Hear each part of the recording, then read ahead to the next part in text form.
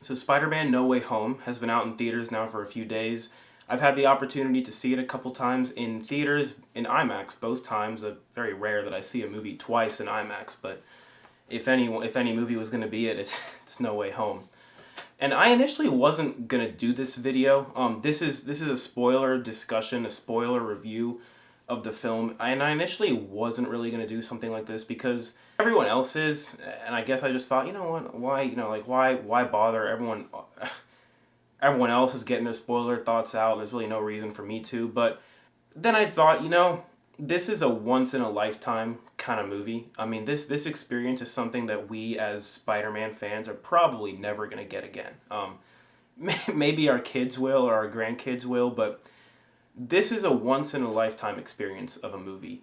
And kind of, the holiday season kind of sucks for my mental health, and this is kind of a nice little. I like talking about movies, and unfortunately, if I talk about movies to anyone in my life for more than like 10 minutes, they either doze off or beg me to shut up. So if you guys want me to shut up, you can just X out the video. So I figure, let's just talk about Spider-Man. Nice little de-stressor for me, at least. Hopefully it's nice for you guys to listen to. But yeah, this is your spoiler warning. If you have not seen this movie, or if you do not care about spoilers for this movie for whatever reason, feel free to keep watching. If not, I highly recommend you you get out and go watch the film. So I should preface this video by saying that Tom Holland as Spider-Man, I never disliked him. I thought he was fine, but he was never my Spider-Man. Andrew Garfield is definitely my favorite actor to take the role, and I apologize, my dog has been silent all day, and the second that I start recording a video, he starts barking his ass off. So we are just going to bide time until he shuts the hell up. There we go. Stop. Okay. And Tom Holland, he's a fine actor. I'm waiting to see him in other things. I saw him in The Devil All the Time. He's going to be in Uncharted. I'm kind of waiting to judge his acting talent as a whole in general. But I thought that he was an okay choice to take on the character in Homecoming and Far From Home. He fits right into the MCU. Homecoming and Far From Home were never bad movies. I mean, I enjoyed them. I do find enjoyment out of them. In fact, I love every single Spider-Man movie ever on some level. I love some more than others. I dislike some more than some others. But at the end of the day, Spider-Man is my favorite comic book character. Tied with Punisher, but for the purpose of this video, I love Spider-Man. I mean, I read his and from Amazing Fantasy 15, I used to have the Spider-Man omnibuses, the really thick collections of like an entire writer's run on a character. I mean, I must have read like almost every single Spider-Man issue ever up until like issue 200, 300 or something. I love him. He's what got me into comic books, really. And I own every single movie on 4K Steelbook. These are all of Tobey's movies. I have Andrew's movies. Yes, I love Andrew Garfield, and I think that he is the best Spider-Man. And I hope that these are focusing. I mean, I can see my screen, but it's like kind of small, so I can't tell. Homecoming. I loved Homecoming as well. There's my dog trying to get into the room. God, it's like he just leaves me alone until I start filming a video. Far From Home, too. I love all of these movies. So while I never really loved Tom Holland's Spider-Man, I was still really looking forward to this film. I mean, even without knowing that Tobey and Andrew are in this, just seeing the returning villains, coming back, it's clear that this is a film that is relying heavily on nostalgia, and it is fan service through and through, but there's a place for that, and if done well, I really don't mind it.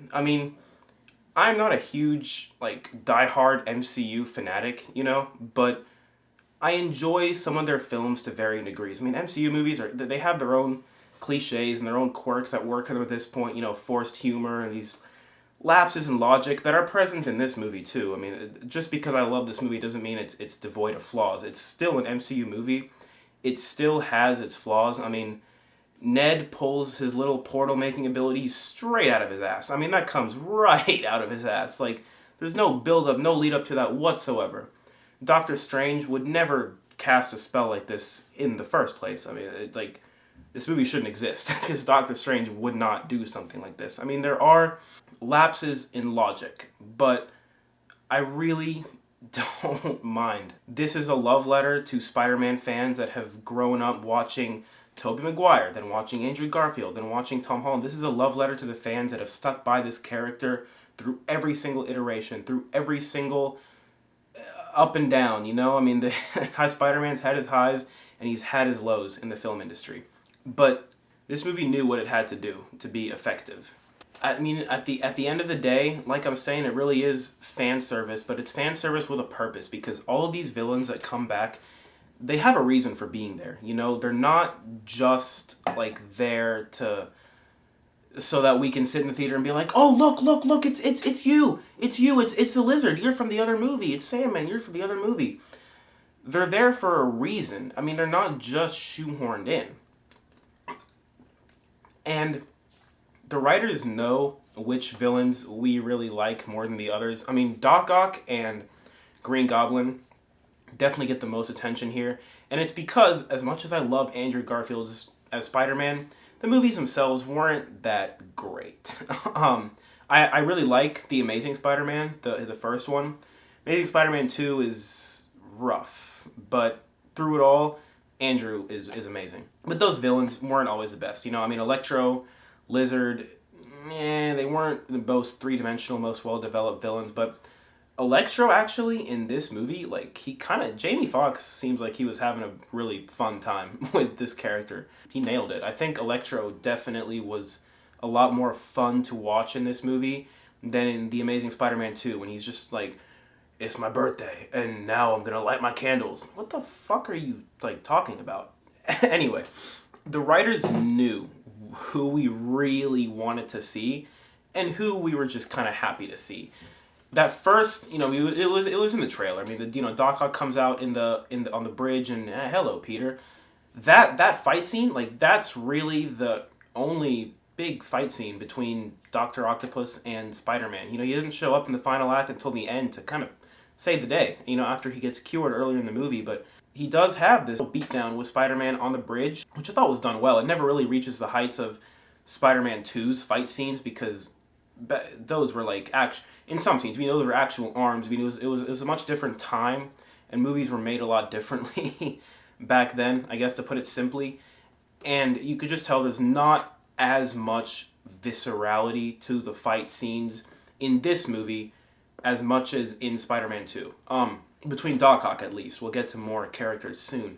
It was still a great throwdown. And, you know, of course, they have the little MCU cheeky way of defeating the bad guy when Spider-Man just, like, hacks Doc Ock's tentacles, which, yeah, I mean, it works, because it's an Iron Man, it's a nanotech suit and whatever, but I never cared for that shit, which is why I don't really care that much for Homecoming and Far From Home either, because they feel more like MCU movies than they do independent Spider-Man movies, and this movie, despite having Doctor Strange in it, feels more like a Spider-Man movie than the previous two did, for sure. But yeah, you have that beatdown on the bridge with Doc Ock. That's the first time you see him come back. And I was kind of sad because Green Goblin shows up on the bridge too. And it's interesting because when we see Green Goblin the first time, he's in his OG suit from the first movie. But this is the only time in the movie that we see that suit fully, you know, him donning that entire suit. Because right when he shows up on the bridge, Doctor Strange teleports him back to his little dungeon lair. I wonder if they chose not to have Green Goblin in that suit for the entirety of the movie because they thought it was, like, too cheesy or too campy, or they thought that it was, I don't know, like, as someone who, like, gets involved in what goes on behind the scenes of film, it's just an interesting choice to me, because I don't think fans would have really been opposed at all to Green Goblin being in that suit the whole time. I mean, my theater erupted into applause when he first showed up. And when he started talking to himself again, we'll get there, though. We'll get there. But I don't really think people would have minded that much. I do like his new look in this movie, but I just thought it was kind of interesting that they just immediately got rid of his old suit. And he is kind of the main antagonist of the film if you had to pick one. So I guess I can understand why they wanted to give him a little makeover. But regardless, that's the first and only time we see him in that suit at all. Let's backtrack a little bit to, like, earlier in the beginning. I mean, this movie picks up right when right when Far From Home ends, which I thought was a great idea. When Far From Home ended, when I saw it in theaters a couple years back, I was like, yeah, they're going to have to pick up the next one, like, right after this. I mean, they have to. And I'm glad they did. And then we get Daredevil. We get a Matt Murdock Daredevil cameo. And I'm really glad that he was just a cameo and not... Like, the second time I saw this movie, I was sitting next to my friend, and when the Daredevil moment came on, he turned to me, he's like, are they going to fight later? And I didn't want to, like, crush his hopes and dreams by saying no, but at the same time, I wanted to say no, because, I mean, that's, like, it's a smart move. I think he would have been way too overshadowed and way too sidelined if he had showed up in the final act to fight with Spider-Man in the Spider-Man movie, which would have soured this triumphant moment of Charlie Cox returning to the MCU, not returning, but Charlie Cox, I guess, officially, like, entering the Marvel Cinematic Universe as Daredevil. So I'm glad he was just a cameo. And the movie was smart to use his presence as an excuse to just, like, not have any legal trouble with Spider-Man for the rest of the film. He showed up and he's like, I don't believe any of the charges against you are true. I'm going to get you off the hook. And then just like that, he's off. Not that he's off the hook, but he's not, like, under that much legal trouble anymore, which is, you know, it's an MCU trope, but it worked. Like, it worked. Like I said, I mean, this subjectively, I love this movie. It's a 10 out of 10. Objectively, it's flawed. But this isn't a movie trying to stand on its own two legs. This isn't a movie trying to be some, like... This isn't like a movie trying to be Logan or some, like, you know, independent on its own superhero movie. I mean, this is heavily relying on your love for the previous two franchises of Spider-Man movies. And like I was saying, all the returning villains, I mean, they all, like, have a reason to be there. Once they get back, the first half of this movie after Doctor Strange casts his spell is kind of like Peter has to go play, like, Pokemon Go and kind of catch all the returning villains and, like, bring them back to their little lair. Like, are you from another unit? It's kind of weird. The first time I saw the film, I mean, I guess I can't really see how else it would have went down, but I was kind of, like, scratching my head, like, this is like a little cat and mouse game. Is the movie just going to be, like, collect them all as he goes and catches all the villains, and then they all have a final beatdown at the Statue of Liberty? I'm glad I was wrong, but it did seem like that for the first half. But as we meet each of these guys, I mean, they all have a reason to show up in this film. They're not just brought back just for pure fan service. I mean, Doctor Strange's spell logically makes sense. Like, I mean, he wouldn't, like I said, I have issues with the fact that he cast the spell in the first place, but it makes sense with the spell itself, bringing back all these characters that know Peter Parker is Spider-Man instead of having them forget that Peter Parker is Spider-Man. And I was really glad to see all these actors return. I was unsure on whether they would actually get all the original actors back, or if they would just, like, CGI, because Sandman for the majority of the movie is just in his little sand form, not in his human form, and same with Lizard. So, I mean, up until the very end, I honestly thought that they hadn't gotten the actors back. They just CGI'd them and, like, paid them to do a little voiceover, and that's it. But I was glad to see that both actors were actually reprising the roles, like, physically. I mean, when they get cured at the end, you see them return as human forms, which also makes me kind of wonder. There were a couple of moments in this film where it didn't seem like all the actors were occupying the same space, especially when Lizard gets cured at the end. It's like a close-up, like, on his, almost like me, like my chest upward. There's a really close-up and there's green smoke around him, and I don't know, something in the back of my head is like, I don't think he's on set with the rest of these characters right now. I wouldn't be surprised if it turns out that I'm blanking on the guy who plays Sandman, but Rhys Ifan, the guy who plays Lizard, would not be surprised if it turns out that they never actually showed up to set, like, together with the rest of the cast. Would not shock me in the slightest if they just filmed their, like, human scenes in a, like, room somewhere, you know? It wouldn't surprise me. But it was still cool to see that all the actors did reprise their roles. I loved it. With these villains coming back is, like, a natural continuation of their storylines in their own movies, kind of with the exception of Electro. I mean, he's like a whole new guy in this one. It's really weird. I mean, they never explain how he gets his body back and he's not blue anymore, and how he has... They never explain any of that, which is fine. You know, they don't need to. It's okay. But everyone else really seemed like they were just continuing off their storylines from their movies. I mean, Sandman, at the end of Spider-Man 3, he wasn't really like a villain anymore, you know? He was, I guess, an anti-hero is the best way I can put it. So I was kind of like, when I saw the trailer for this movie and I'm seeing, like, Sandman fighting, I'm like, well, why is he fighting. He really shouldn't be fighting technically, right? I mean, him and Peter resolved, like, reconciled at the end of Spider-Man 3. So I was glad to see that he didn't come back as a bad guy right away. I mean, he eventually kind of becomes one, but even then, not really like a full bad guy. But I'm just glad that these returning villains were handled with as much effort and care as they were. You can tell that the entire team behind this movie did not want it. They did not want to squander that. They had the power of the sun in the palm of their hands, and they could have fucked it up. I mean, this could have been a mess of a movie. This could have been a disaster. But really, I mean, they really, really pulled it off. Now, I'm talking about all these returning villains, and it would be a crime if I didn't devote a fair bit of this discussion to Willem Dafoe's Green Goblin. I said I would come back to him later. He absolutely, completely steals the show. I mean, it is not even close. Out of all of these returning villains, even between him and Doc Ock, I mean, it's a big gap for me. Like, Willem Dafoe is incredible in this film. I was not expecting... I mean, I was unsure how much of him we were really even really going to get to see, because I thought that he was going to be in his OG outfit for the majority of the movie, and it turned out he wasn't. But, I mean, we get to see a lot more of this guy than I anticipated, and he's incredible. That first moment when he's the second time we see him, I guess, when he's by that dumpster and he's like tearing his suit apart or something, and he's having that internal monologue. My theater once again erupted into applause. I mean, everyone was clapping when they brought. I wasn't sure if they bring back the duality of Norman Osborn, but they did. They knocked it out of the park. And I mean, from that moment on, like, he's this weird scared guy in this other universe, and he goes and seeks out Aunt May. I mean, he knows May, he knows Peter, like, he's a stranger in a strange land almost, and May is like, oh, we gotta help, and Peter's like, it's not my problem, which is the start of a great character arc for Peter, which I'll get to later. But Willem Dafoe, I mean, there was a little interview he had where he even said, like, I only want to come back and do this movie if I get to do the stunts, if I get to do everything, I don't want to just be a cameo, and you could really tell he wanted to be back. I mean, his mannerisms, his voice, his expressions, every single scene he was in, I was enthralled.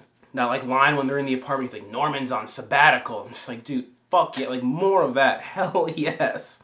He was so good. And the fight scenes between him and Peter, Tom Holland's Peter, to be specific, I guess, they were some of the best in the movie. I was not expecting this level of brutality in an MCU Spider-Man movie fight scene. They go hand to hand. I mean, even before the end, when Tom Holland has a reason to be, like, super pissed at Green Goblin, even that, like, hallway beatdown was like ruthless. I mean, it was rough. I mean, you felt each punch, you felt the impact of every blow being landed on both parties. It was a great scene, and that scene, which ends in Aunt May's death, which I was about to say I'm so glad she died, but I don't mean it like that. Obviously, it was a heartbreaking scene, and I didn't see it coming at all. But I am glad it happened, because we finally needed a real personal tragedy in Peter Parker's life in these movies. That's what Tom Holland Spider-Man movies have been desperately missing, and I'm really glad that, again, I sound really sadistic saying this, but I'm glad they killed her off. And as soon as she said with great power comes great responsibility, I knew she was going to die. I was like, no, you're done. You're about to fall and collapse and, like, die. But I'm glad it happened, because it allows for so much more growth for Tom Holland's character now. I mean, in the rest of this movie and going forward now into the next Spider-Man 4, 5, 6. I mean, they have a whole new trilogy confirmed now. It was a very effective, very well done scene. Really sad. I mean, I was choking up. I was like, God damn. Like, glad this is happening, but, like, it sucks. And Green Goblin the whole time is just chewing up the scenery. I mean, Willem Dafoe's Norman Osborn, honestly, after this movie, like, I feel comfortable saying he is probably the best cinematic Spider-Man villain that we've ever gotten. People thought before that, like, people say Doc Ock, and I would agree, and you can definitely make a case for that. He was great in this movie too, but for me, it's Norman's Green Goblin. He's insane. All right, so I've been holding off talking about, like, the second half of this movie for as long as I can, because once I start, I'm not gonna stop. I'm not gonna fucking stop. I've been holding off for as long as I can, but it's time to stop dancing around it. I mean, the meat of this movie. Like, there's two very distinct halves to this film. There's like the first half where Peter's playing Pokemon Go, finding the villains and bringing them all back to the dungeon. And then there's the second half, which is what the fans wanted to see.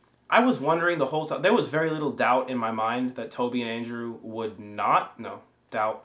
There was very little doubt in my mind that Toby and Andrew would not show up. No, I said that wrong. There was very little doubt in my mind that Toby and Andrew would show up in this movie.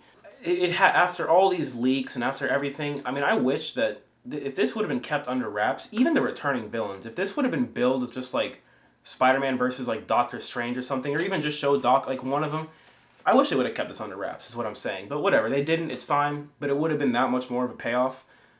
But I went into the movie already expecting them to show up, and the whole time I was just kind of wondering, how would they do it? You know, how, this is the moment of the movie, how are they going to do it? And it was not what I thought. Mostly because I didn't see Ned's little, like, that honestly is a little bit frustrating to me. The fact that Ned is just able to open a portal. Like, how the anyway, whatever. But anyway, Ned opens a portal, and you see, like, you catch this quick glimpse of a Spider-Man, like, in a dark alleyway, and then the portal closes. But before it closes, like, he kind of turns around, and you see the white eyes, which are, like, a trademark of the Garfield suit.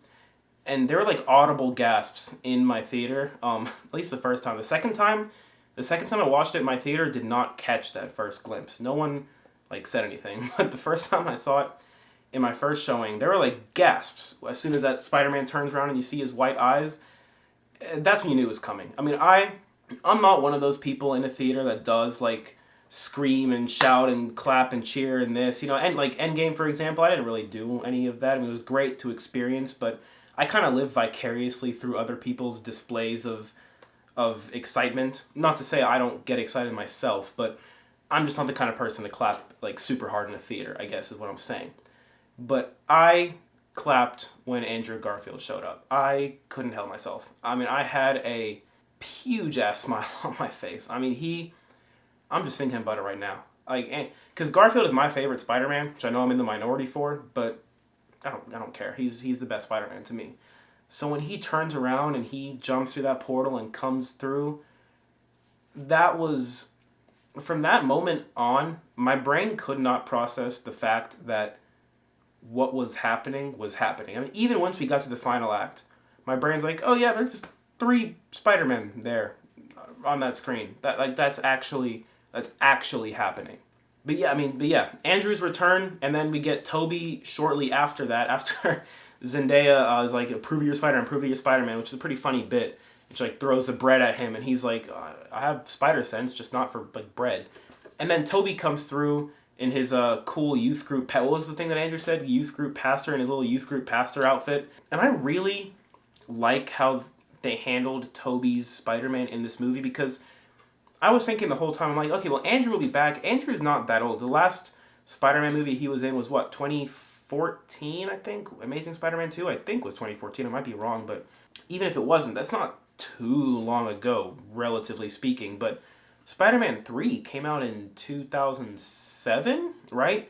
Regardless, Spider-Man 3 came out a while ago. I mean, Tobey Maguire is much older now. So in my head, I was like, how are they going to bring him back? Is he going to be kind of like the old mentor Peter from Into the Spider-Verse was? Like, and that's kind of what he was. He was a mentor in this movie. And not only did he mentor Tom Holland's Spidey, but he kind of mentored Garfield's Spidey as well. Once all 3 of these Spider-Men come together, the movie just takes off. I mean, not that it wasn't already this upwards momentum of awesomeness, but as soon as the 3 Spider-Men come together, the film just transforms into like the best fan service ever. I mean, I'm pretty like, I can sometimes be a grouch when it comes to fan service. Like Endgame, for example, you guys are probably going to drop a dislike right now, but Endgame wasn't that great to me, at least upon rewatches. The first time I watched it, I was like, oh, this is amazing. But after that, I'm like, I mean, it's like just all fan service.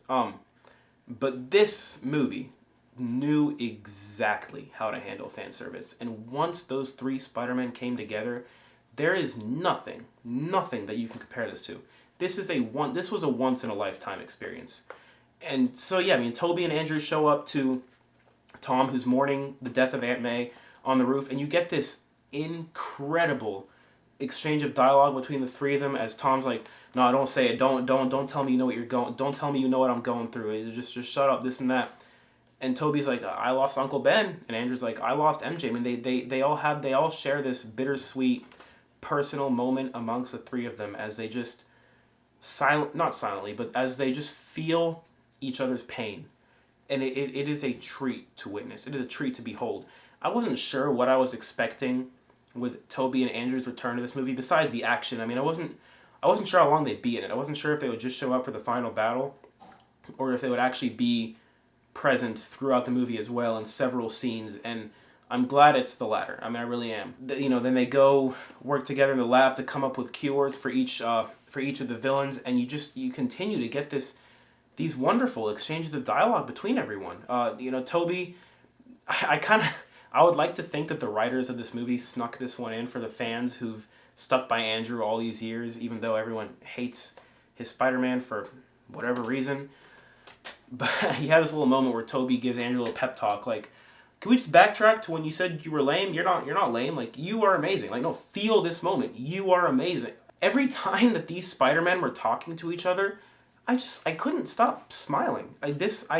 Even talking about it now, I'm stumbling over words because I can't believe that we actually got this. I remember when The Amazing Spider-Man 2 came out and bombed, and they canceled all future plans moving forward for Andrew Garfield's Spider-Man, and they had said that, like, it was supposed to be a Sinister Six, and then, that was axed. Then kind of years later, when we got Tom Holland's Spider-Man, the movie started coming out, there were just these kind of baseless rumors of a crossover between all three of them that no one really listened to, but there was talk. I mean, people have wanted this. And I never, ever, ever thought that a movie studio would do this for its fans. I mean, of course, money talks. I'm sure Toby and Andrew are probably sitting on the fattest paychecks of their life right now. But you can tell that they wanted to be back. You could tell, especially Andrew. He looked like he was having the best time of his life. And I feel that people who doubt his Spider-Man because the movies themselves were bad, I can respect that. But I hope that this movie shows how well Andrew's Spider-Man can really shine. I thought he stole the show in every scene he was in, between the three Spider-Men at least. I know Toby has the most diehard fans. He was never my Spider-Man. Put the pitchforks away. I don't dislike him.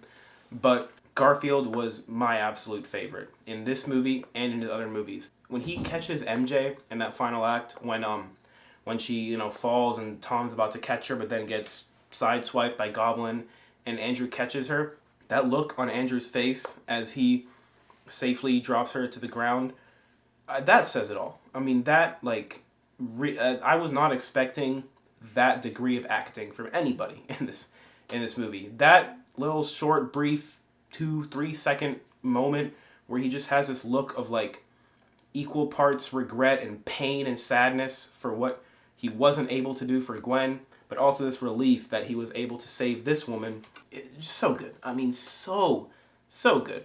I could talk about every single exchange of dialogue the three Spider-Men shared on screen, but I've kind of been going on long enough about it. The point is that their return was handled impeccably. As with the villains, the return of the other two Spider-Men also could have really been squandered. Wouldn't have been that hard either. I mean, it could have been squandered, but I am so glad that it wasn't. But yeah, back to Toby. I got sidetracked with Andrew, but Toby does play more of a mentor role in this movie as he pep talks Andrew, don't be lame, you're not lame, this and that, but also this amazing moment with Tom Holland's, before the final act, before the big beatdown, Toby's like, look, we gotta cure all of them, including Norman Osborn. I know he killed your aunt, but we gotta cure them. That's what we do. And Tom's like, yeah, I agree. And then once Norman shows up in the final act, he's like, can the Spider-Man come out to play? Beautiful. I mean, just, God, whatever, fuck it. Mwah. But when he comes down and they start fighting, Tom's like, the Green Goblin says something to tease him, and Tom's like, no, I just wanted to kill you myself. And then they have another insane beatdown. Really good fight. I mean, that fight scene was really good. Again, you feel every punch, you hear every impact, you feel it all. Tom is about to land this killing blow onto onto Norman, and Tobey just jumps in and like blocks a glider and just looks at Tom Holland, Spidey. He doesn't say anything. It's just this look of understanding, of compassion, of empathy, of like, look, I know that part of you doesn't want to do this, so let me help that part of you win this internal struggle right now. Tobey's mentor role, I thought, was very, very effective. I think that that's really the only route they could have taken his character in this movie. It would have been weird to have him, like, I mean, he's obviously a lot older than the other two, so it would have been weird to have him, like, on an even playing field. So yeah, I mean, I just really loved the roles that each Spider-Man played in the final act. The focus was very much still on Tom Holland. You know, that was also something that I was a little bit wary of. I was like, well, once Tobey and Andrew come back, are they just going to take the spotlight away from Tom? But they didn't. The focus was still very, very much on Tom. Even the final act, even he's like, look, I was in the Avengers. Tobey's like, is that a band? Great moment, but whatever. Tom's like, I was in the Avengers. I know how to work together, this and that. And he kind of teaches them how to work together as a team because they haven't had to do that before.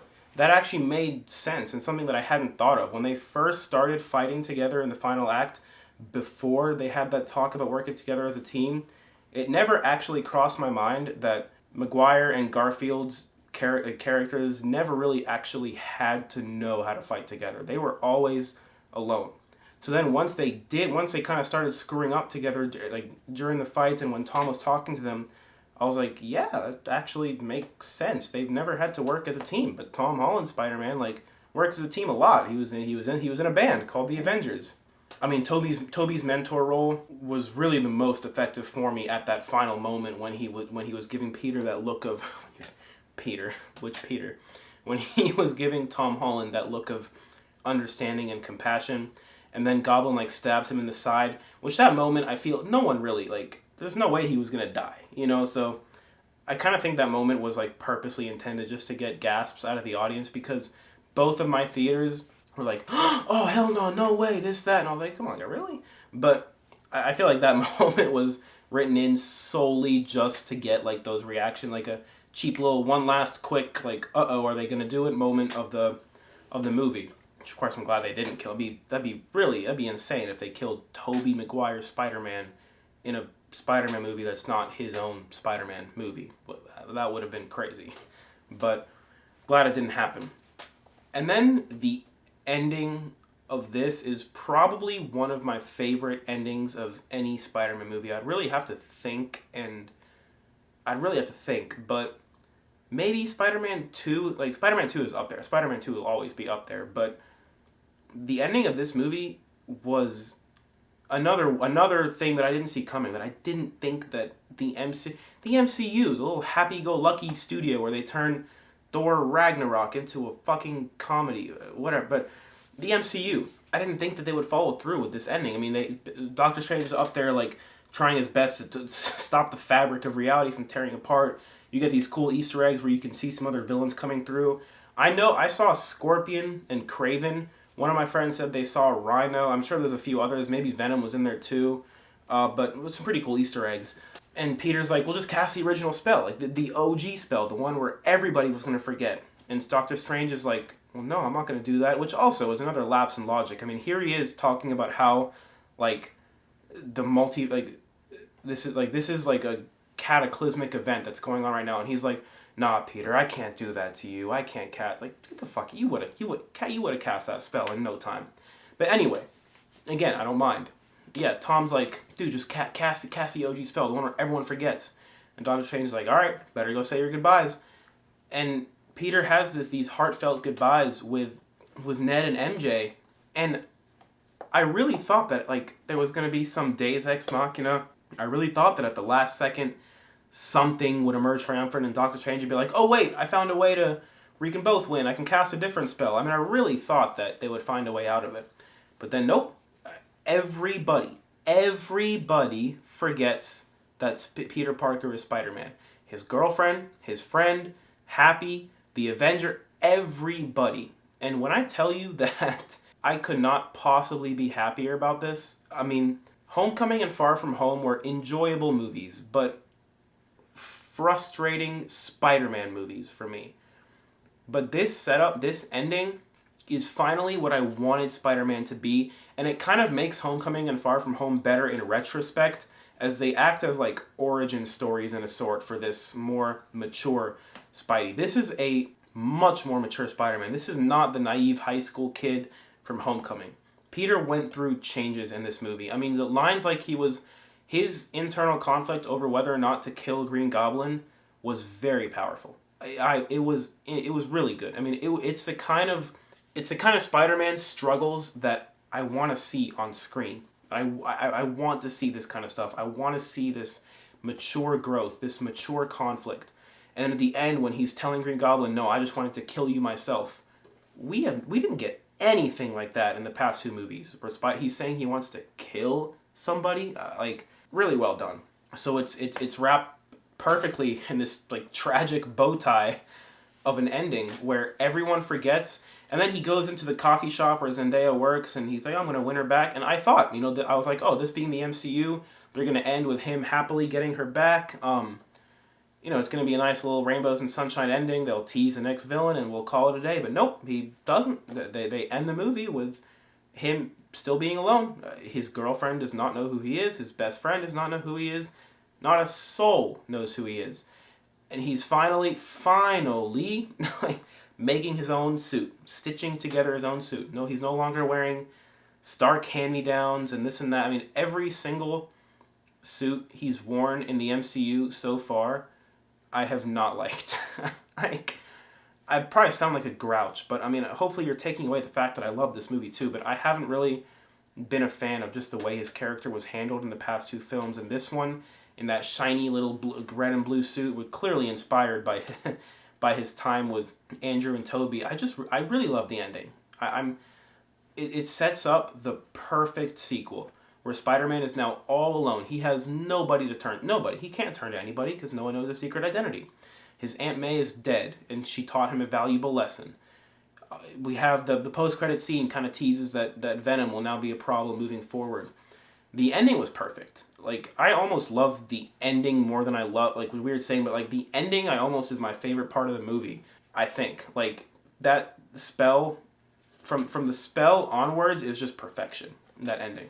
So, yeah, I mean, I don't really know what more I can say. I feel like I've already been talking for, like, hours, but we'll see how long I've been recording for. But everything about this movie was just perfect for me. I mean, this was not... I went into my rewatch, the second time I watched this, I went in being as critical as I could possibly be. I was like, alright, is this going to be another Endgame? Is it going to be one that I enjoyed the fuck out of the first time, and then I'm just going to be like, whatever, it's okay? But no, the second time, admittedly, the first half, a little bit, I was like, alright, let's get the Pokemon Go storyline over with, and let's get to the good stuff. But it is still good stuff all the way through. Like, Daredevil's cameo was amazing. The beginning, the immediate fallout of Peter Parker's identity being revealed, pretty good. Even the Pokemon Go stuff was pretty good. Like, it was all good. It just gets like incredible right after I want to say the apartment scene where Green Goblin, like right after the part where Doc Ock is like, "Oh, how you feel, Norman? Soon there'll be no more Darker Half, just you." And then Norman Osborn is like, looks away. He's like, "Just me." That moment onwards is just pure Spider-Man perfection, pure Spider-Man bliss. Because then you get like Green Goblin being revealed, I guess, as the main antagonist. You get Aunt May's death. You get the fight scene. Then you get Andrew and Toby coming back, and then you get everything after that. Perfect. So yeah, I mean, if you stuck through this video to the end, appreciate you. You're the best. I realize this video has been a little bit like all over the place. I don't think I really went in order, but it would have been hard to go in order. I keep jumping around, but I really appreciate you guys sticking this out and just listening to my thoughts.